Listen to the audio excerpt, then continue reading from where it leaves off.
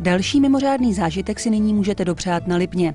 Budete skoro chodit s hlavou v oblacích. Budete se procházet korunami stromů. Stezka korunami stromů Lipno leží na vrcholu Kramolína v bezprostřední blízkosti Active Park Lipno. Ke stezce korunami stromů vás vyveze moderní čtyřsedačková lanovka. Unikátní projekt Stezka korunami stromů v Lipně nad Vltavou je jedinou atrakcí podobného druhu v České republice.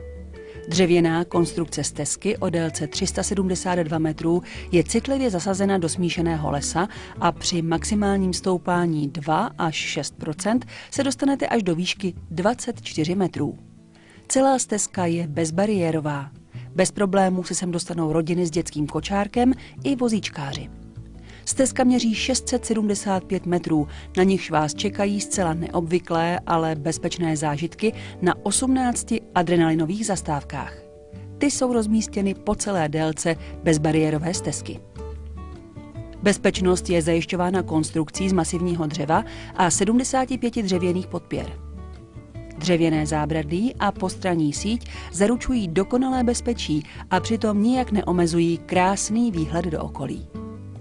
Dřevěná konstrukce se harmonicky prolíná s okolní přírodou.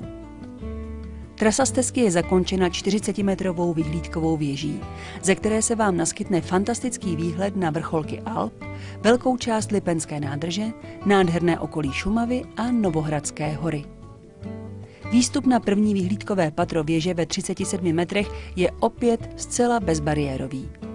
Po 303 metrů dlouhé točité lávce a po výstupu po krátkém schodišti se dostanete na nejvyšší bod věže ve výšce 40 metrů. Vrcholným zážitkem je pak jízda po nejdelším suchém tobogánu v České republice, který měří 52 metrů. Slavnostního otevření stezky v korunách stromů se v červenci zúčastnil prezident republiky Václav Klaus. Stezka korunami stromů je slavnostně otevřena.